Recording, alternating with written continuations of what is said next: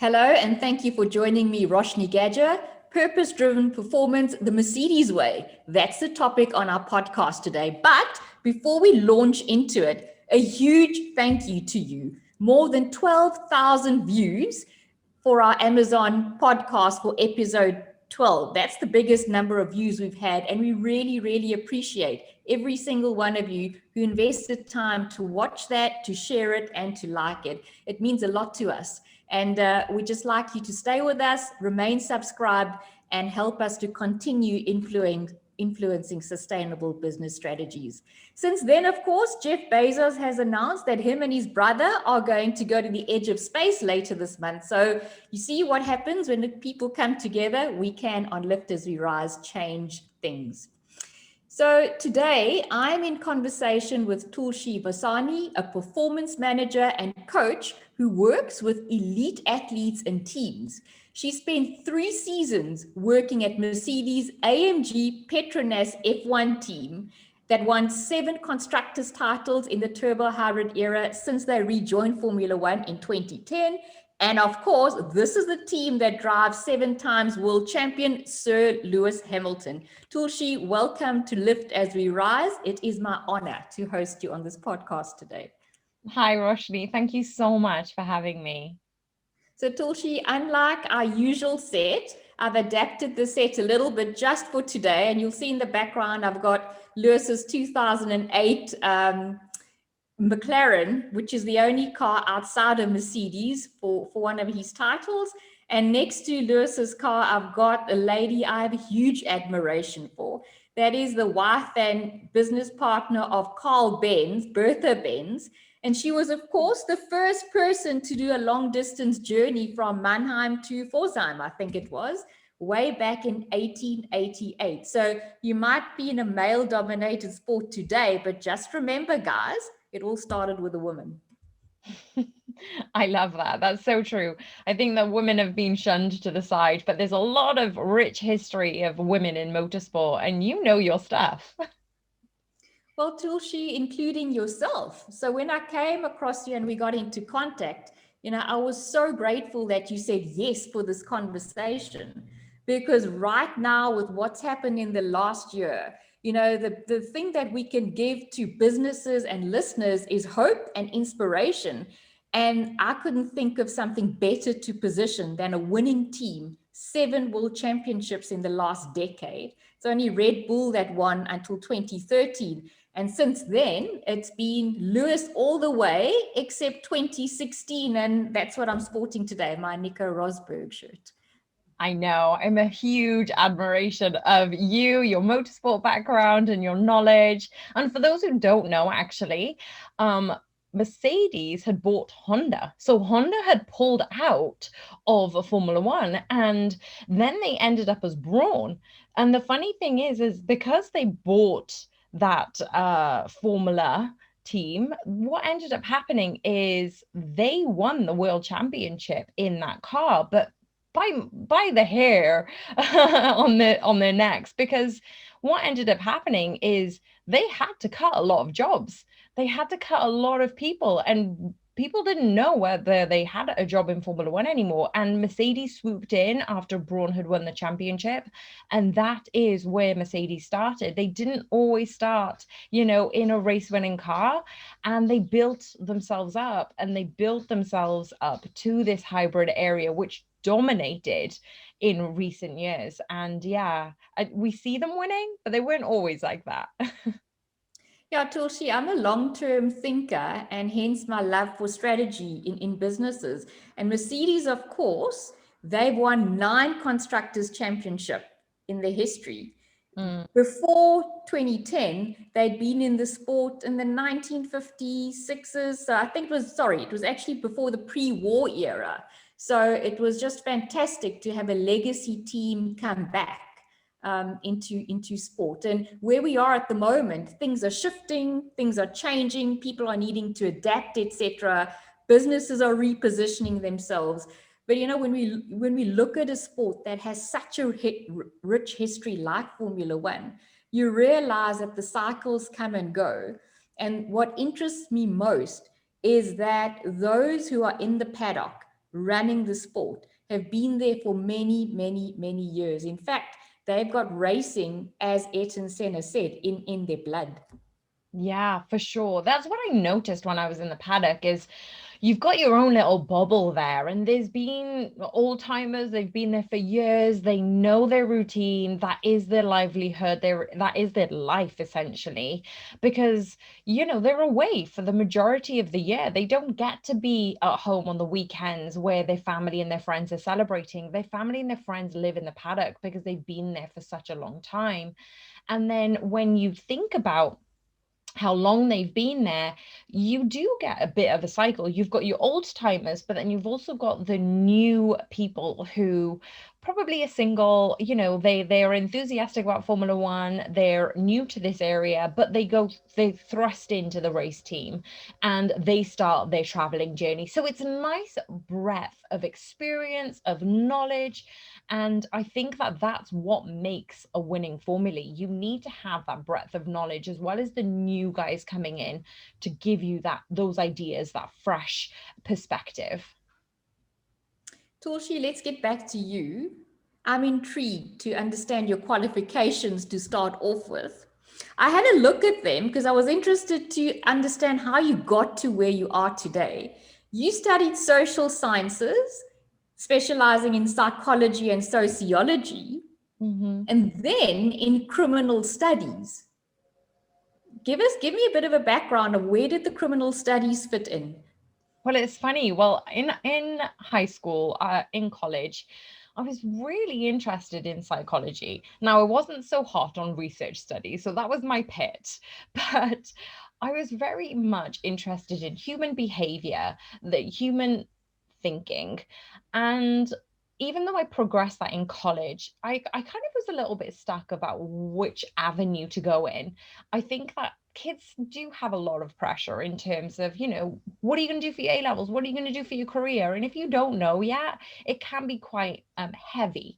So I pursued what I wanted to pursue. There was no real end goal. Like, did I want to be a counselor? I'm not sure. Did I want to be a psychologist? Maybe. But I pursued what I really wanted to pursue, that something that I was curious about. And that's how I ended up doing my degree. I was really lucky, actually, with my course. I was able to dabble in sociology, psychology, criminology. And for me, it was just feeding the curiosity of human behavior. And after my university days, again, I think I was looking at social sciences as a collective, like how can I go into social work, but that needed a whole new degree. And I think I was fed up by education by then. And so I just went on a traveling journey. I worked for a little bit. I worked my way up through assistant management in a part-time job that I had throughout university. And I was still a little bit in a middle ground. I just wasn't sure what I wanted to do. I knew I didn't want to do another degree. So I just thought, okay, let me just work for a bit. Let me travel.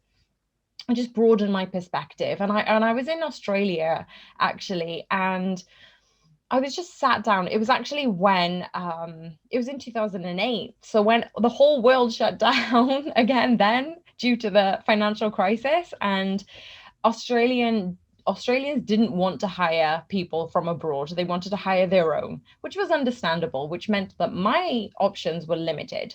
So I remember, not many people know this story, but I remember sat down in my sharing a house with my friend, and I sat down and I just literally wrote down what I was interested in, what was my personality, what was my characteristic.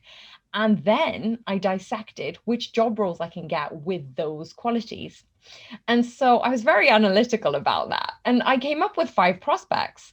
And then I decided I'm just going to enjoy the rest of my travel. I'm going to cut my trip short. So I think I was only in Australia for about 8 months.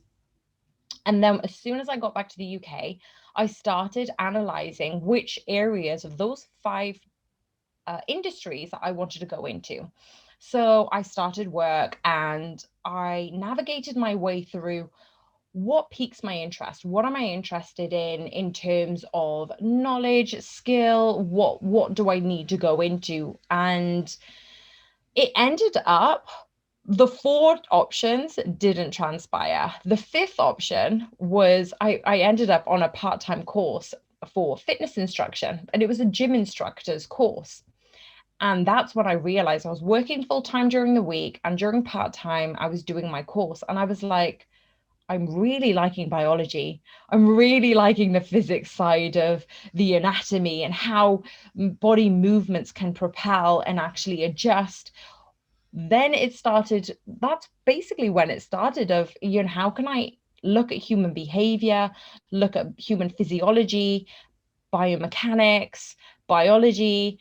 And I just started instructing. And then as soon as I started instructing, I think when you go onto this plane, when you go onto this area, it's almost like course after course after course. You could just keep taking courses and you're just building up your skill set. You're reading more about it. And that's basically where I was for about 2 or 3 years. I entered into my personal training qualification.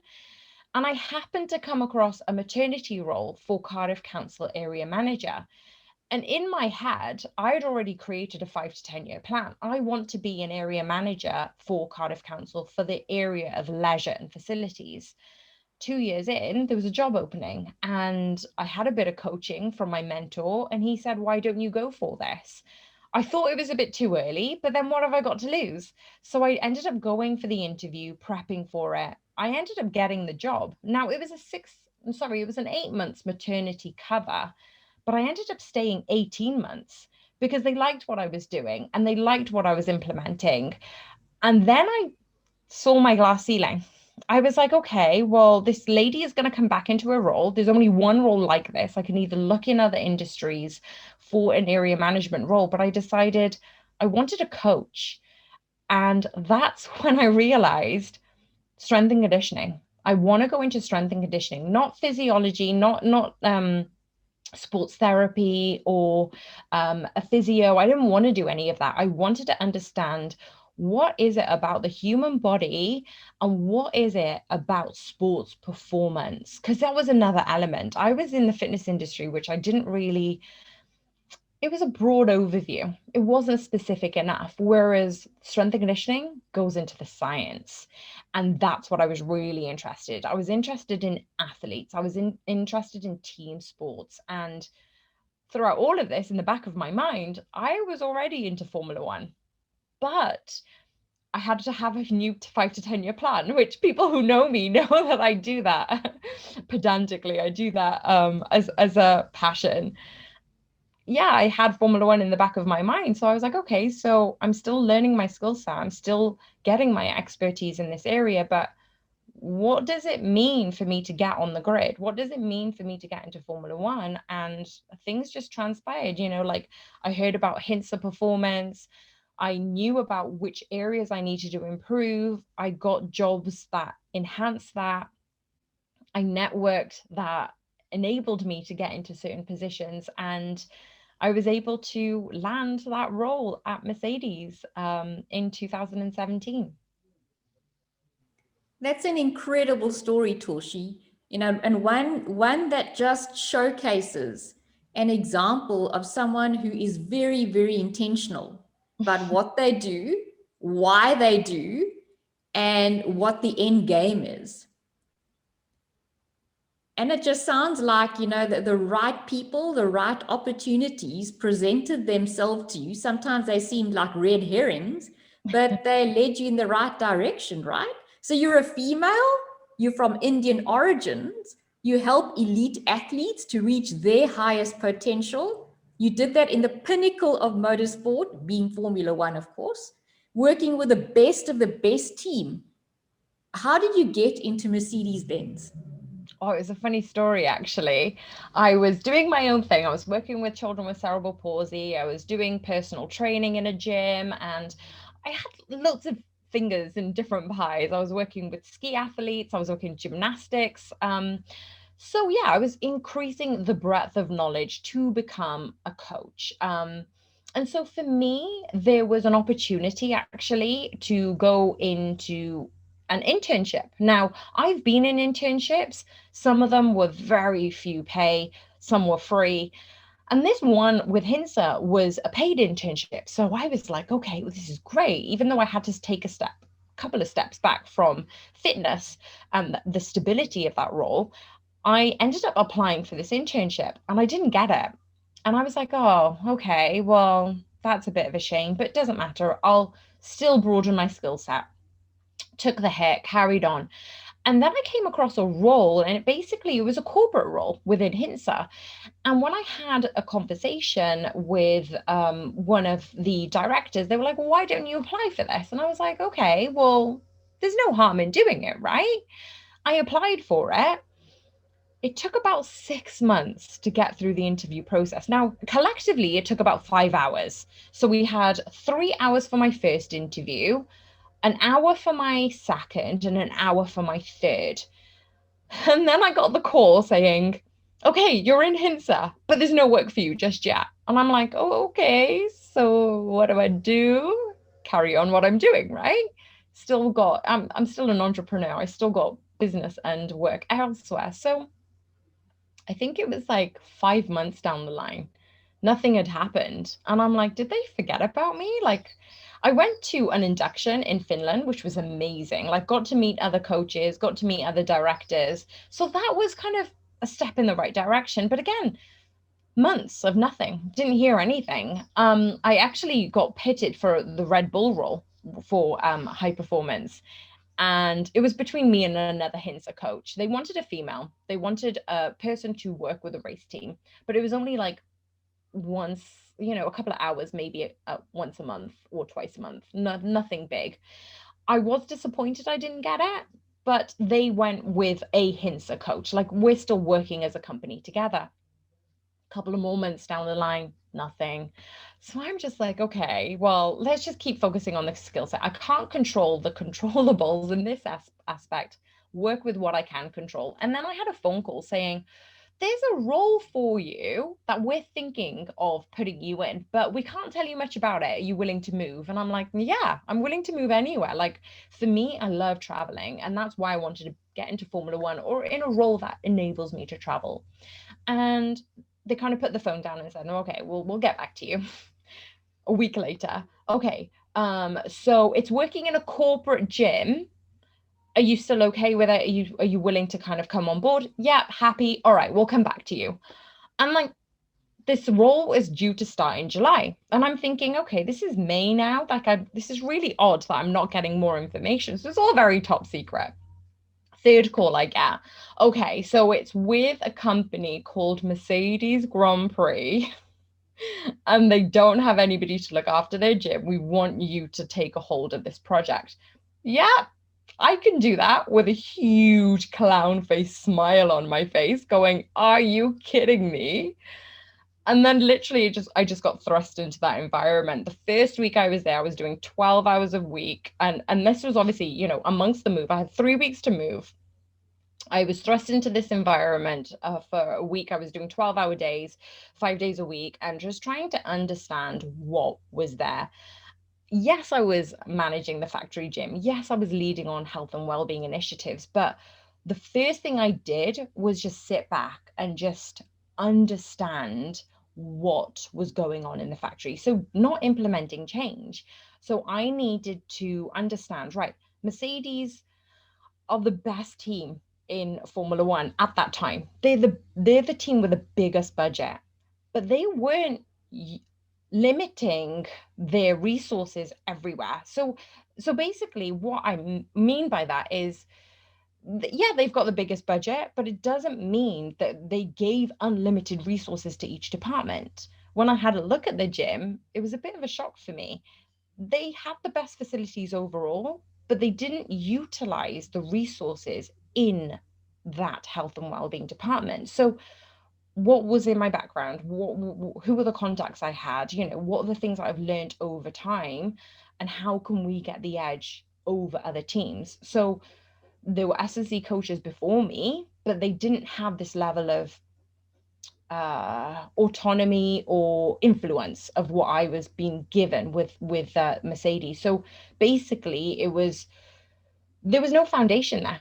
What was I able to do with what they had? How can I put the foundation in place? How is it going to be consistent, dynamic, results driven? And I think that's what really thrilled me with that role of, yeah, I was given a lot of autonomy, but how was I going to set that? How was I going to implement it?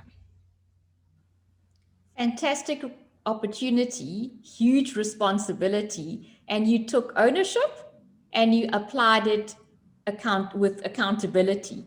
So, Tulshi, if we take your story, you really shared some nuggets there. Help us summarize it. What, in your mind, were your top 3 attributes that got you to Mercedes-Benz and sustained that career for 3 years during their championship winning cycle? If you had to think about it in hindsight. I think, I don't know if I could come up with 3, but I definitely think that who I am, and this is probably a message to everyone, they always say, just be yourself. You can't be anybody else but yourself. And I was still discovering who I was. But during that time at Mercedes, what I found was me. Not only was I able to understand my skill set, but the good thing about Mercedes, that was the one environment out of all of the environments I've worked in that they actually made me feel welcome, that they actually cultivated and made me feel like I was at home. And it sounds really corny, but I felt like I could thrive in that environment. So me being me is what got me into the role. Like I was able to communicate, I was able to influence, I was able to pinpoint my skill set into projects. However, Mercedes unleashed that. Like it was literally an environment that helped me thrive. And I feel like that basically unleashed the potential in me. So Hinsa saw the potential, Mercedes didn't so much, but I was able to kind of put my impact as a character, as my skill set, but also as a personality out there. And that really resonated with the factory. And yeah, you need skill to keep you in that job, right? You can't just rest on your laurels. And that's where Mercedes kept enhancing that. I think what Hinsa does is they hire self-employed people, entrepreneurs essentially. So when you go into a role, you are already highly motivated. You are already trying to find the best thing with the, minimal resources that you've got. So for me, and this is part of my characteristic, I remember a Hinsa director telling me, I was basically given 6 months for the role first. So I worked my tush off during that time. And I was like, right, how can I get a contract extension? That was my only goal. Obviously make a difference, but how can we get a contract extension? And so I worked, endlessly and tirelessly. And I put strategies in place that, luckily Mercedes liked. But on the back of that, I remember the Hinsa director phoning me up and he was like, you've kind of gone above and beyond what you're actually given resource wise. So now we can up it. And then we had a 2-year extension. So it wasn't just the 2-year extension for me. I was able to bring on new S&C coaches. We were able to have a template that basically Brixworth had then adopted, and they've got a gym now in Brixworth that they could hire more S&C coaches and impact their health and well-being across the high performance powertrains at their company. And so for me, I think that those 2 things in particular is, yeah, they liked my characteristic. I thrived in that environment. They cultivated and enabled me to flourish. But on the flip side of things, it's basically I'm relentless, I'm determined. And that was obviously when I said to you about, what jobs can I get when I'm 21, to what are my 5 to 10 year plans. I have a target, but I'm still okay with winding back and forth until I get to it. And we always say that it's not straightforward towards your goals anyway, and I'm okay veering. I think I'm okay diverting my path because it's all a learning experience. So those are 2 qualities I feel that enhanced me being in that role. So, Tulshi, listening to you share and unpack your story, I can't help but think that you've got to be a high performer to become a high performance coach. So let's understand your work a little bit better. I have huge admiration for Toto Wolff, not only from an F1 perspective, but as a businessman and entrepreneur. as a leader, and really his people-centric, humanistic approach.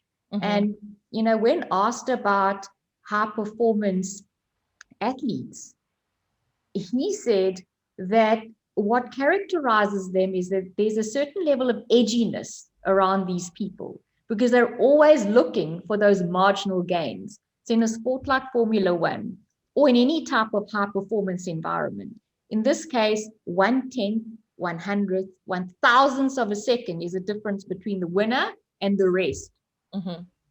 I've always been interested in understanding what happens in the mind of a successful person in sport and in business. So take us through your experience working with high performance athletes. What sets them apart from the rest? It's funny you say that because I work with an elite mountain bike rider as well. And just to give you a little bit of context, like he literally dropped his role in Mercedes. So he was working in Mercedes. That's how we met. And whilst I was there in the gym, he was actually pursuing mountain bike riding casually and just for entertainment purposes for him.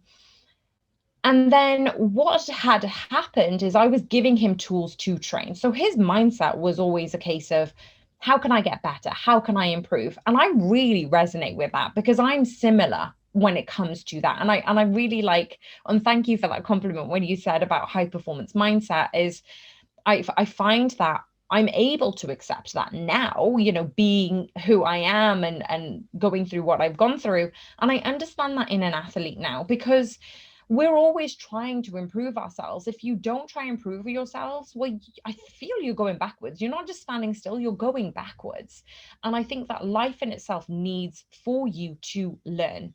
What elite athletes are always trying to do for themselves is, so say, for example, you're going down a new circuit and you will have your own specific lines and what the track will set out your parameters for you. So what you need to do is have in your mind, what are the parameters that I have to be within? And then how can I kind of extend those parameters? And they are going to be slightly flexible. We get that with Formula One drivers now, right? Keep within the white lines, they keep getting told.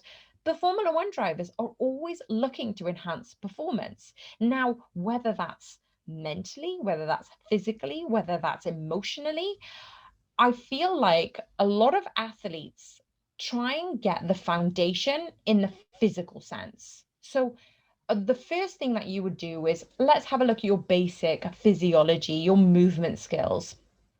And they probably do this with their own skill set within that sport.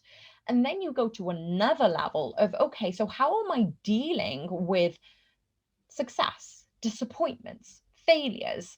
Getting second or third in a race can definitely enable certain emotions to arise, and then trying to reflect back on those emotions. Then we're going to mindset. So if we're looking at a hierarchy of needs, you're looking at the physiology, then you're looking at the emotional stability, but that goes hand in hand with mental performance.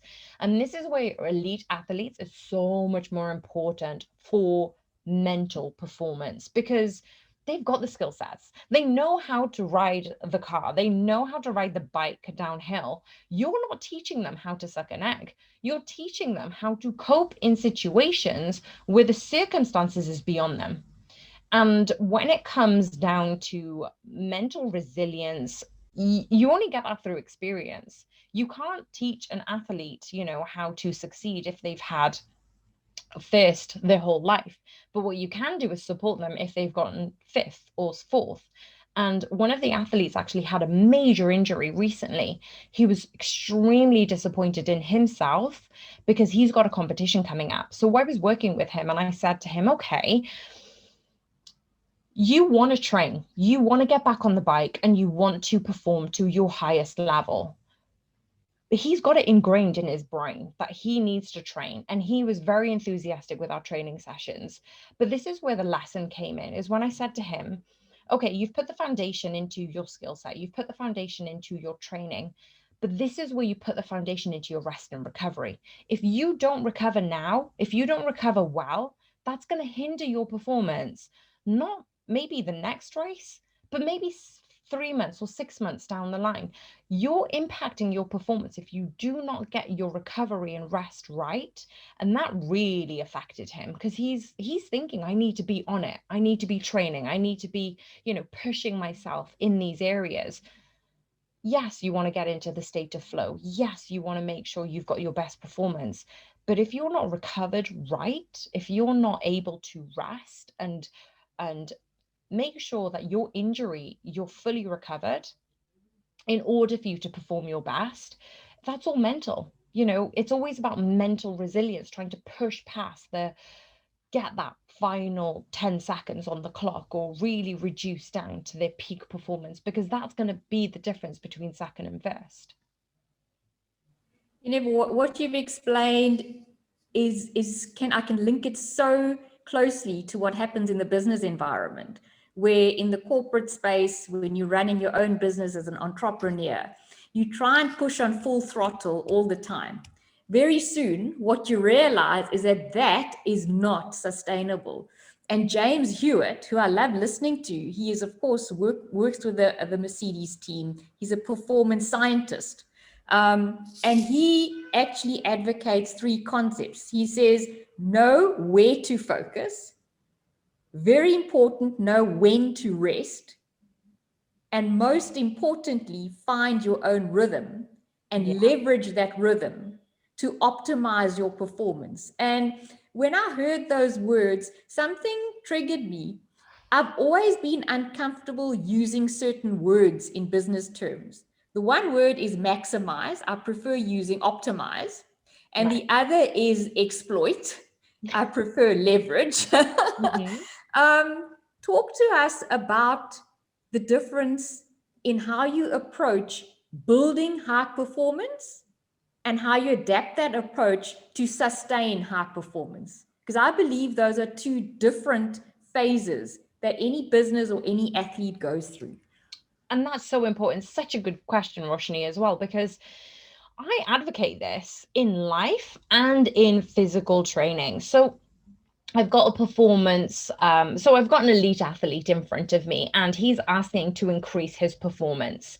Now, which area do we look at? Hinsa does a really good thing of looking at a holistically approach, and I've adopted that in my personal approach when I coach now. It's not just about physical assets and attributes. It's looking at mental, it's looking at general health, it's looking at, emotional health and rest and recovery. So for me, you need to have that holistic approach with training. And I've spoken to and coached corporate clients at elite levels now in their business, a few directors and partners. And what I realized with them is, James Hewitt does this very, very well in his book. You take the high-low approach. You can't go, as you said so rightly, 100% all the time. You need to take it into cruise control. You need to take your foot off the gas, because the best moments happen in your recovery. And it's about teaching the athlete, and this is what happened with my mountain bike rider, is there is no shame in rest and recovery as long as you're doing it for a specific reason. So say, for example, I give an athlete a really high intense physical program.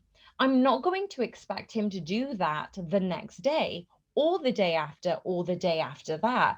There will be elements within the week where I will say, okay, we'll do a high intensity threshold training, then we'll go into a long endurance stint, then we'll do a pure recovery, mobility, flexibility day. So when you take this into a corporate environment, you're going to have varying days where your focus will be off, that your energy will, it won't peak all the time. But how can then you optimize your day to include those high-low strategies or intensities? So say, for example, you've got a big presentation mid-morning. make sure your morning is strategized to have a lower intensity, lower input, so then you can peak at that right time. And then straight after, are you doing mindfulness training? Are you doing breathing techniques? How are you strategizing your rest and recovery so you can optimize 7.5 hours if you can during the night to make sure you're optimizing the next day? And I always say to my corporate clients too, and especially with my athletes, your sleep will dictate how you perform the next day. Everybody knows what they feel like when they've had a really poor night's sleep. Like, parents who have kids will definitely tell you how much of a struggle it is the next day. So how are you optimizing those recovery and not just slogging in front of the TV, letting episodes of Netflix flick by? Read a book, go out for a walk in nature, make sure it's purposeful rest and recovery, that you're not getting the brain to exert energy unnecessarily. And that's how I would teach my athletes, in that sense of how are you optimizing recovery. It's not just a case of, oh, I get to rest and recovery and sleep. Are you getting the best performance in those areas? And then it gives you the best performance when I give you that high intensity bout. Tulshi, in the strategy work I do and also in the leadership work I do, what I find is when I'm moving, for me, movement's quite important. It's an enabler for creative thought. So be that taking a drive or going for a walk or riding my bike, what those pauses, I call those pauses, bring for me with the movement is a change in how my neural pathways function. My creativity doesn't happen sitting in front of my laptop. That's when my doing work happens. Yeah. And so, as in my own journey, I've realized that the closer you get to the higher levels of leadership, the less it is about being so hung up on the technicalities of it and the doing of it. And it's actually just taking time to pause, reflect. And Yeah. if we look at a sport like rugby, it's crouch, pause, and engage, right? Mm-hmm, And mm-hmm. Toto Wolff, he shared, his own habits. And he was saying when he sits on a plane, and these guys spend up to 800 hours flying in any one season, right? He was saying he chooses not to watch the movie or read a book or flick through his phone. He chooses to actually sit there and rather just let the hours pass by Yeah. and process what's happened on the day and what's coming ahead of him. James Hewitt made a really interesting point that struck me. He says, when you wake up in the morning, 76% of people turn to their phones to check their email. By implication, what they're doing is that they are then saying, I'm choosing to allow someone else to dictate my schedule and priorities for the day. So that morning routine you spoke about, I think Robin Sharma wrote the book around the 5 a.m. club, right? It's around setting that routine that works for you, but in a way that gets you into the zone, Yeah. that optimizes what James Hewitt says, your rhythm. Mm-hmm. Whether you're an early bird or whether you're like me, a night owl, know what that zone is and use it optimally. So, from the athlete or to the individual, I'd like now to understand, Tulshi, in the work that you've done, what are the enablers or conditions to make sure that every single person in a team is able to give 100% consistently when it counts and towards a targeted purpose? Because any successful story in sport, life, or business is linked to the efforts of more than one individual. Yeah, for sure. And you make a really good point about Toto. I was literally thinking the same thing of what he does with recovery is sit on a plane sometimes and no social media, no movies, just sit and pause. And I really, really liked that what you'd said then. But I feel like for me, when you're looking at eliciting adherence when it comes to team commitment, if you think about, we spoke about this before, Roshni, when we talked about a pit crew. You've got 20 men or women in this pit crew. And what I think of a pit stop is 20 people need to have a very good day all at the same time to make sure that that is the most effective that they've been to change the tires and back in the day refuel, within a couple of seconds. Like, you blink and you've missed a pit stop. So then how do you get 100% commitment from the team? So for me, and here's a bit of an insight of when I worked with the team at Mercedes, is I was coming in and taking over from a part-time physio and coach. They weren't there for that long, but also there was a person before them. There was probably a person before them. And even though I had a unique position of managing the gym, and then I had responsibility with the race team, in any organization, in any environment, socially, professionally, there's always going to be some sort of resistance because it's change. Change always has some sort of resistance. My focus shifted. I didn't want to create the fastest pit stop. I didn't want to be responsible for being the person who enabled the team to be, beat Red Bull at the fastest pit stop. For me, that was only a fraction of what they were doing day in, day out. What were they doing? The 98% of their time to affect that 2% on that Sunday afternoon. So forget about the 2%.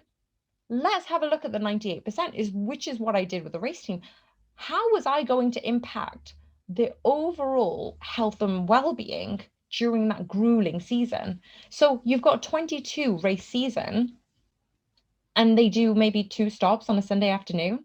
But how are you impacting everything they do Monday to Saturday, which means at that last point on a Sunday afternoon, it's probably the last but one thing they do before pack up and go away, is are they going to perform effectively? But if they've had a really grueling week, are they still going to perform effectively? So for me, it was no training or testing was enforced. It wasn't like Williams where they had enforcement with their training. So for me, the difficulty came through of, okay, I'm not going to get all compliance, probably going to get some resistance on certain members. And I did. I had a person say, we're winning, so what's the point of this? Okay, so now what? There are going to be people who are open-minded. There are going to be people who are willing to try new ideas and take on some of the ideas that I was implementing. And yeah, there were people who were resistant. But for me, what I wanted to do is I was putting effort into the ones who were willing to work, who were willing to be open-minded and take on strategies. And when they demonstrated that it worked with them, other people in the team were watching that. Other people in the team were looking at that. And because this news spread across the team, they saw meaningful changes. They wanted to be a part of that winning formula. So it wasn't a case of I needed that 100% compliance. And just to give you an example, we tested about 13% of our race team in 2017 were a part of physical activity. 13% either did physical activity or took part in sport or training or some sort. Now that raised up. So when I was with the team in 2018-19, 75% of that race team were actively participating in sport, a training program, something. Because what ended up happening is I found a cohort who were willing to engage. Then that I was looking at, okay, what is it that they need? Was it rehab? Was it training? Was it injury prevention? Was it strength? Was it, I ride on my days off on a mountain, so I'd like to get better at that. All right, let's do it. Because if they're happier in that environment, they're going to do more of it. They're going to be more consistent. So I put forward options of what was in their nature.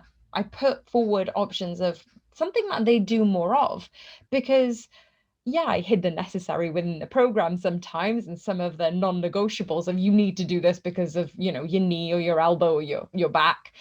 But they were generally happy to stick to what I was giving them because they understood the why.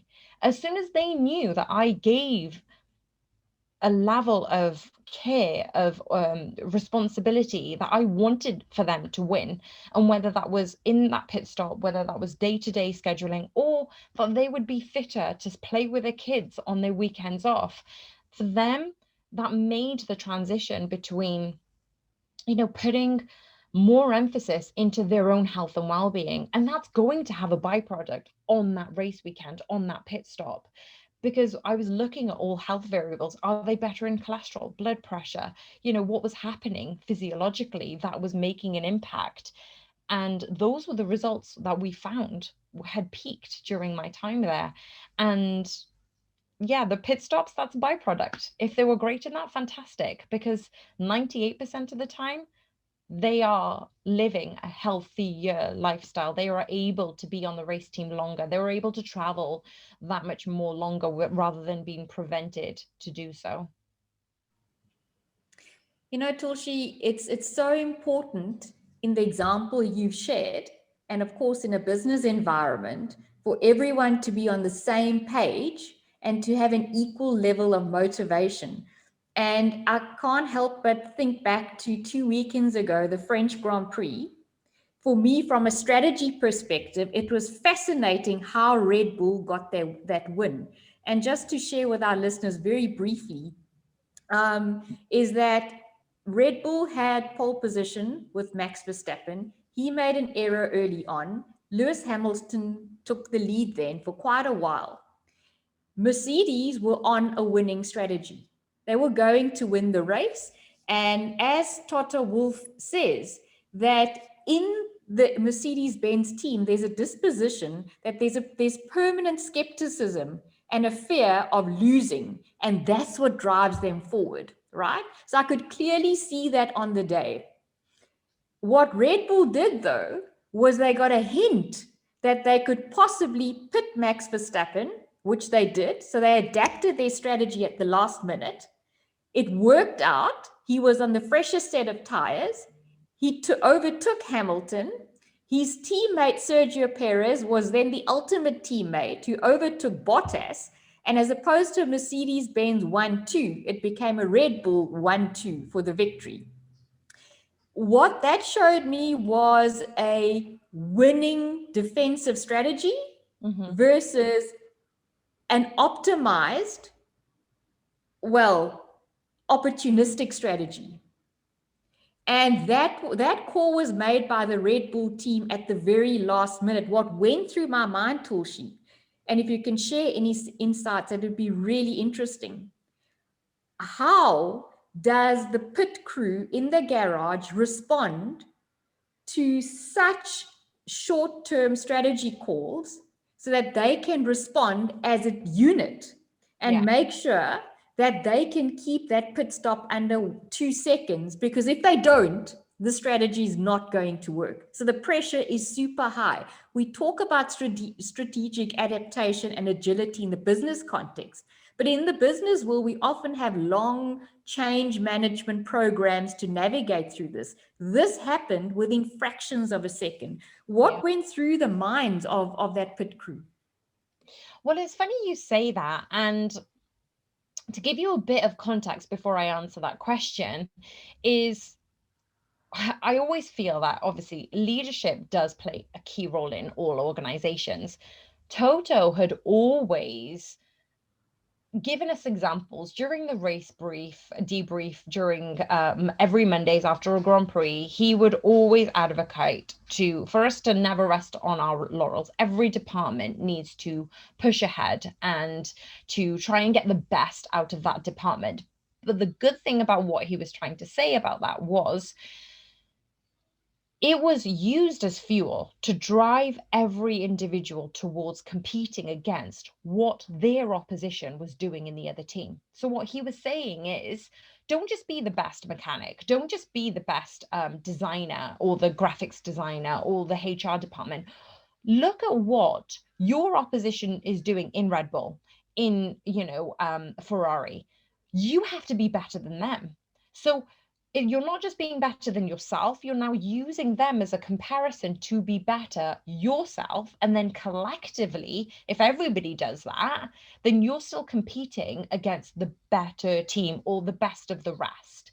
Now, when he spoke about that, he constantly advocated, who is our competitor? What is the individual doing? What is their area of expertise? And are we bettering ourselves to be the best in our area?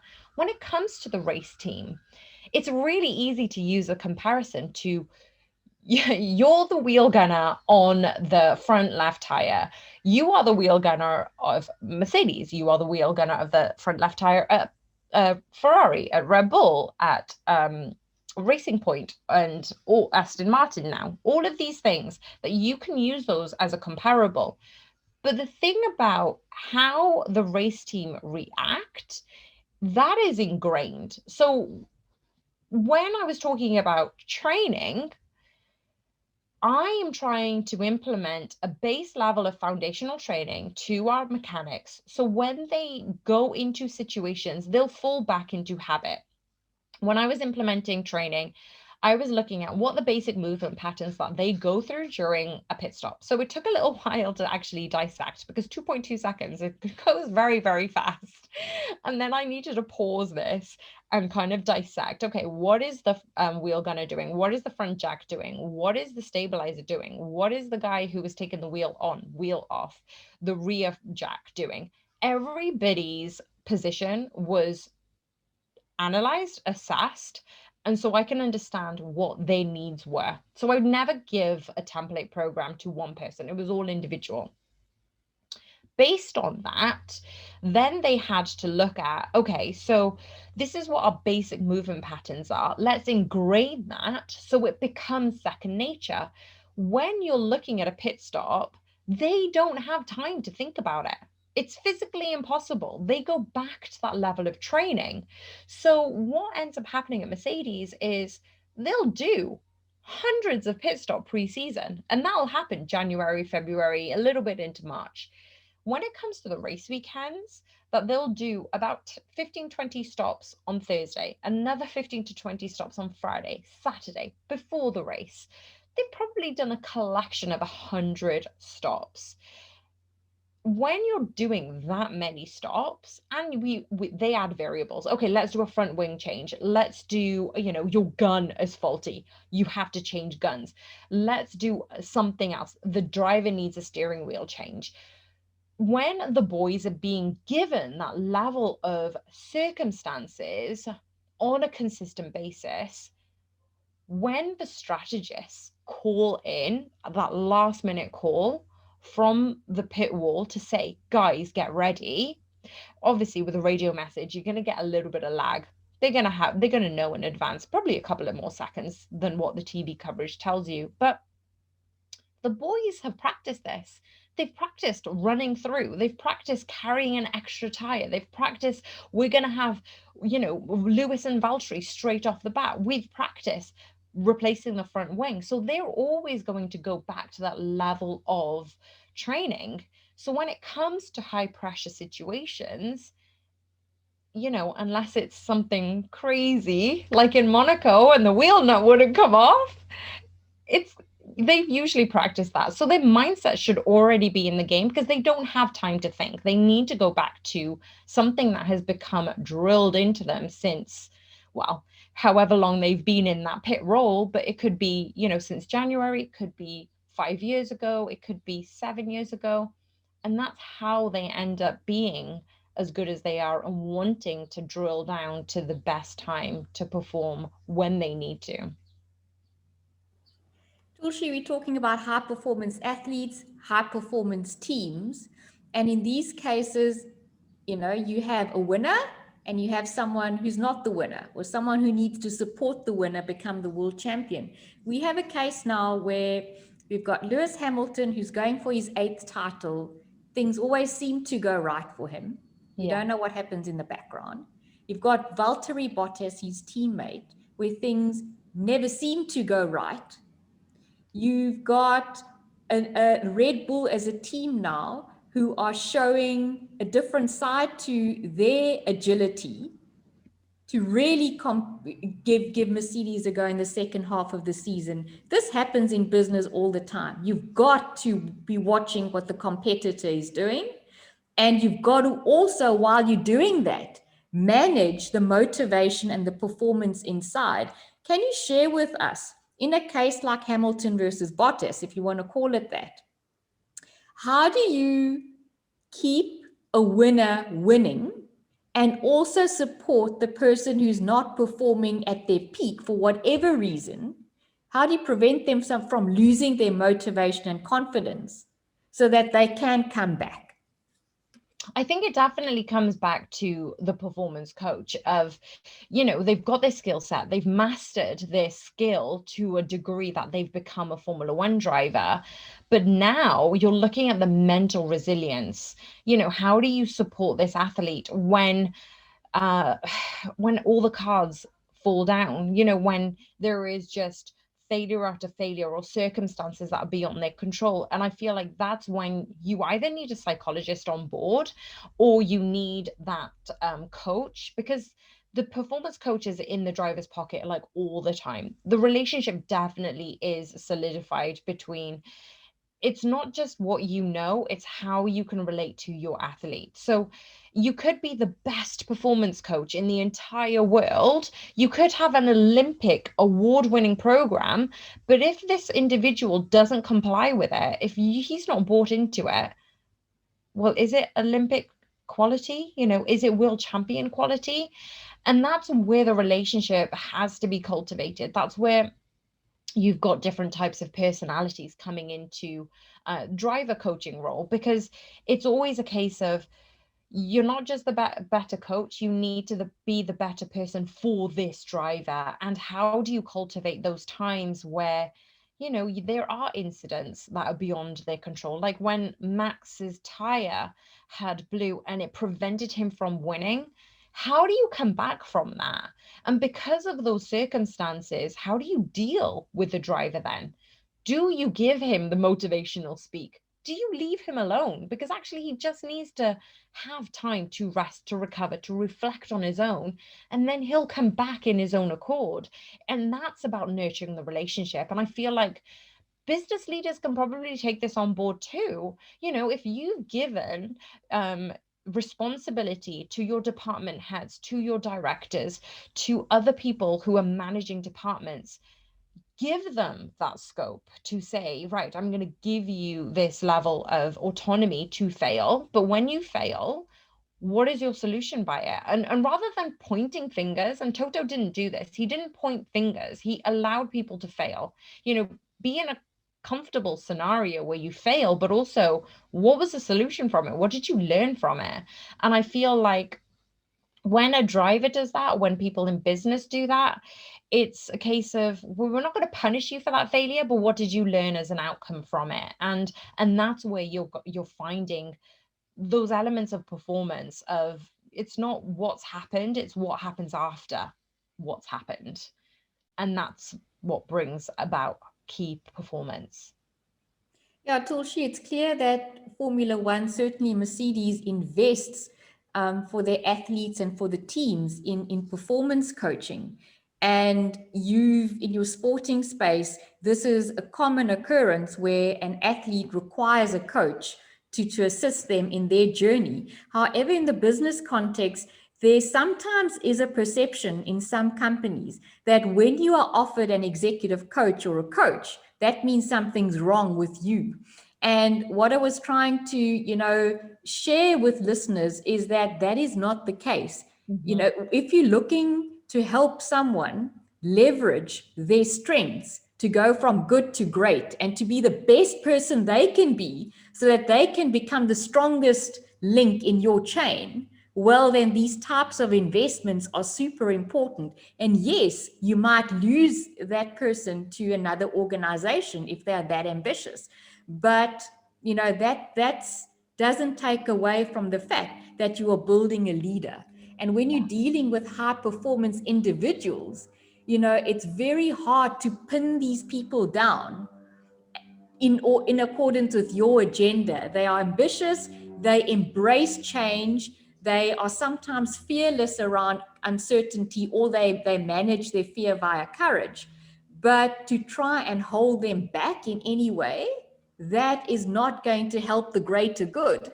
Mm-hmm. And even more importantly, to those who are the teammates or the second person in line or performing at a B level and not an A level, it doesn't mean that they need to be neglected.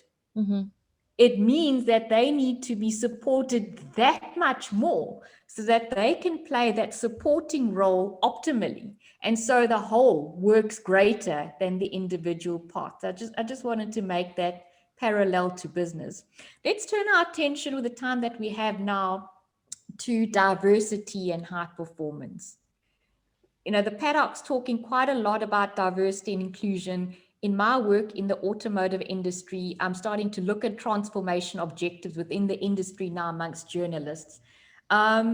Michael Schumacher made a beautiful comment once. He said, never think that success is down to your performance alone. If you start listening only to yourself, you take the first step back towards the bottom. And listen to this. He said, the flowers of victory belong in many vases. Talk to us, Tulshi, about integrating someone from a different background, a different culture, a different mindset into a high performance team so that that team can function cohesively and everyone feels like they have a voice.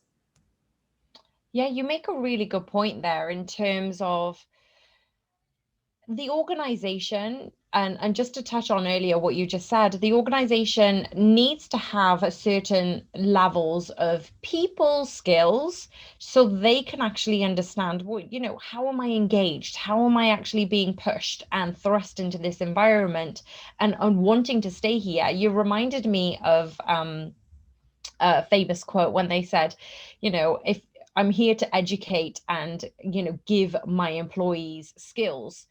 And there's like, but what if they leave?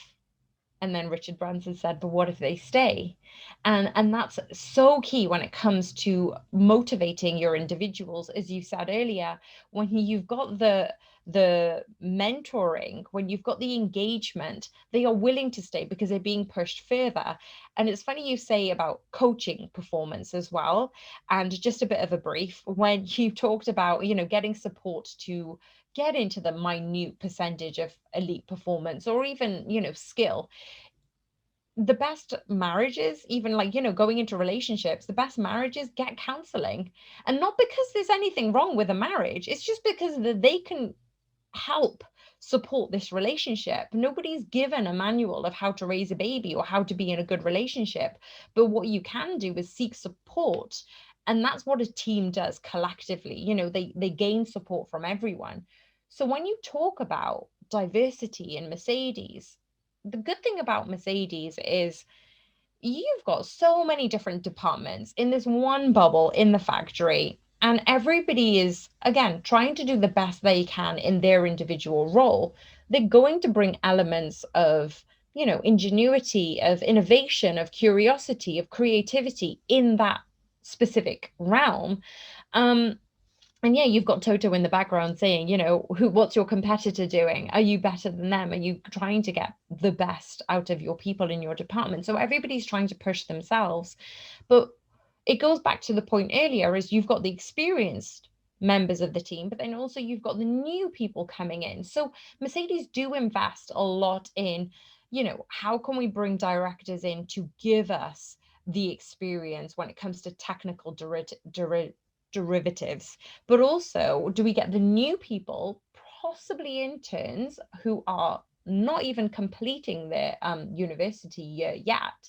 They need to go back to university, but whilst they're in this gap year to work, are they bringing us new ideas? So on the breadth of it, when you have a look at the scale of the diversity in terms of the age range and the skill sets, that brings in new creativity, innovation, engagement, because you've got, you know, the old time is almost being tested of, this is new and this is a new idea. Do we want to take it on board? Is this going to help this department or organization collectively?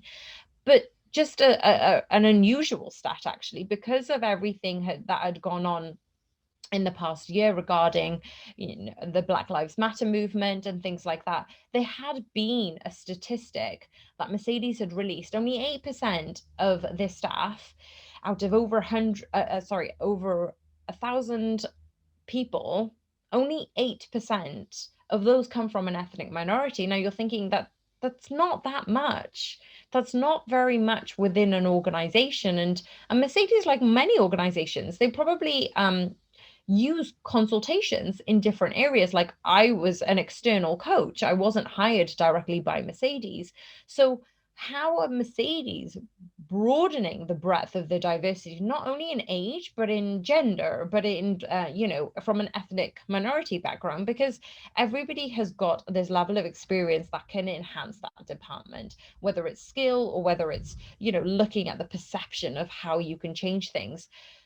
But that's when you have a look at, is the organization increasing engagement for young children? And Mercedes do this very, very well. They have days where they'll include, women in engineering days, and you've got children who wanting to go into science, technology, engineering, and maths. Just encourage them to say, it's not just about the pit crew, or it's not just about the people you see on TV. There's 1,000 people in the factory who are all collectively doing their very best to make sure that these two cars are performing to the best of their ability. If one engineer or one composite designer did their job incorrectly, they would have massive repercussions to what the team would do later on.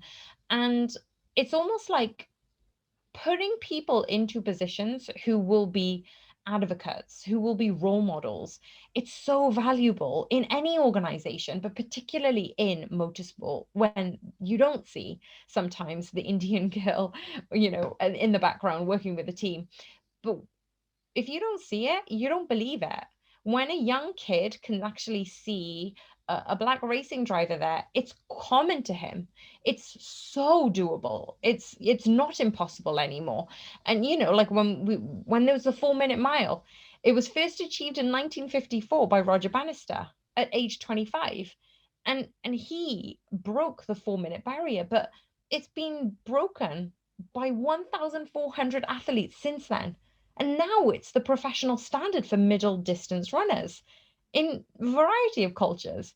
So, yes, it's been 65 years since the 4-minute mile had been recorded, but now it's almost lowered by 17 seconds. So, going back to the diversity in motorsport, but in all organizations, are we seeing a variety of diverse board members, directors, everybody in each department giving the best that they possibly can, and not being a token, because it's not good for anybody to be a token, but actually bringing to the organization things that they probably wouldn't have been able to obtain without you being there.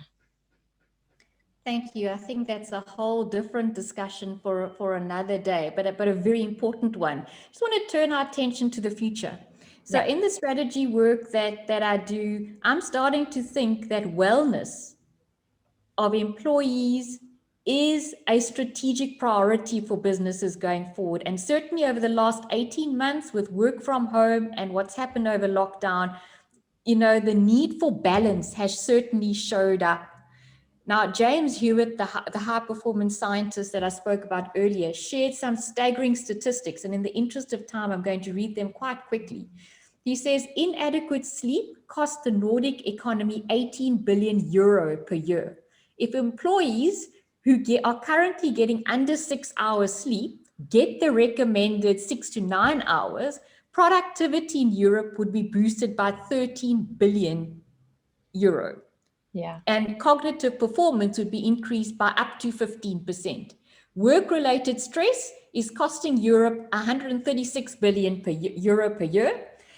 An improvement in employee well-being will improve productivity in Europe by 19%.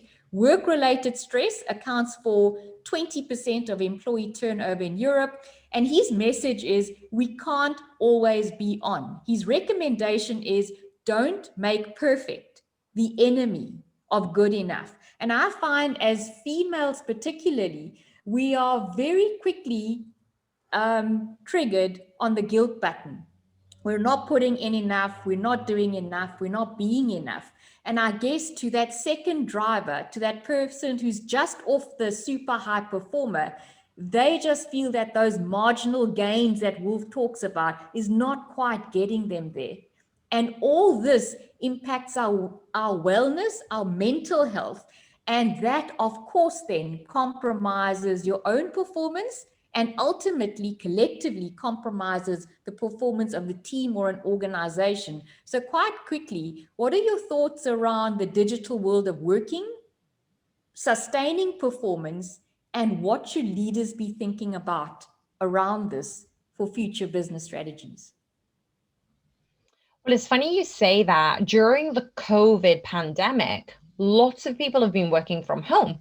You're working from home in an unusual state. You and I are doing this now, we're having a call in the comfort of our own home, but we're trying to create boundaries of areas that give us energy and focus. You need to have certain areas in rooms that give you that business mindset.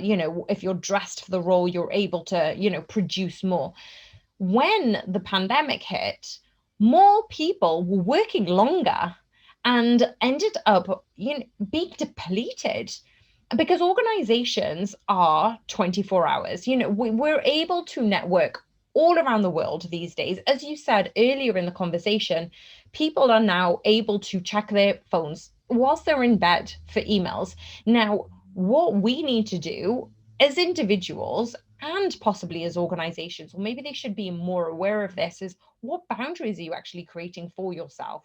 Going back to those high-low strategies of, if you're depleting your energy in these minuscule tasks of checking email first thing in the morning, if you're not doing it in concentrated bursts of energy, are you actually producing to the best of your ability? So if you're not able to do that, organizations then need to look at strategizing. Let's not push our employees to the peak. Google and different organizations do this very, very well. If they'll do concentrated bouts of work, and then they'll give them like half a day on a particular week or every week, basically, just to say, okay, well, now work on your own project, work on what you want to do, because then that's giving them the innovation, the ingenuity, the engagement, the creativity. But rather than giving them a set number of hours and then depleting them of that, how are you making room for their health and well-being? Are you, as a leader, taking your health and well-being seriously? Toto Wolff and Nikki Lauda brought in the health and well-being initiative via HINSA. They brought me in because they knew, Toto knew, he needed to take his health and well-being seriously. He needed to put his mental health and physical health first, because if he's not performing to his best ability, if he's not being the example, why would anybody else do it? So you're not only providing that good example for your company, for your organization, but are you actually sending out the signal of, this is what I'm doing, this is what you should be doing? And then, yes, we're putting the mental health first, but what are the goals of the individuals in the organization? Not just a team. It has to be an individual goal. What is the team's mission? What is the team's philosophy? Because if you're not thinking about health and well-being, you're not thinking about the overall mission and philosophy, because that's going to get diluted in people's, as you said, they're not optimizing their productivity. What's the bigger outcome? Because if you care about the bigger outcome, health and well-being needs to be alongside that. And yeah, it's going back to, if you do the small things well, the big things will take care of themselves. Do the small things well with your employees, strategizing their health and well-being that's individual to them. The biggest strategy, the bigger outcome will actually take care of itself, because they're going to bring more to the table. Tulshi, I can't help but think about the irony that as much as artificial intelligence means that robots are going to become more human-like, humans need to stop being so robot-like and become more human, right? And it's amazing that we find that so difficult to do just because of the way that we are wired. So Tulshi, we have run out of time. Thank you so much for sharing your insights with myself and the listeners today. I certainly have gleaned so much. and we could carry on for hours, but unfortunately time doesn't allow us to do that. Just really thank you for sharing your time with us today. I just wanted to say a big thank you, Roshni, to you as well. It's just been a pleasure to speak to you and talk about, some of my background and experiences. So thank you so much for inviting me on your podcast. And you're an absolute inspiration being a female in the spaces you work in. So please keep inspiring. Tulshi mentioned Niki Lauda, and Niki Lauda was a man of few words, but when he did speak, he spoke with impact. He says, from success, you can learn absolutely nothing. From failure and setbacks, conclusions can be drawn. That goes for your private life as well as your career. So to you who are joined in today and who listen, you are most appreciated. We appreciate your time, your follows, your likes, and to all of you who have subscribed to this channel. We'll see you again, of course, in July. So take care until then. And remember, lift as we rise, and together we shall thrive. Bye-bye.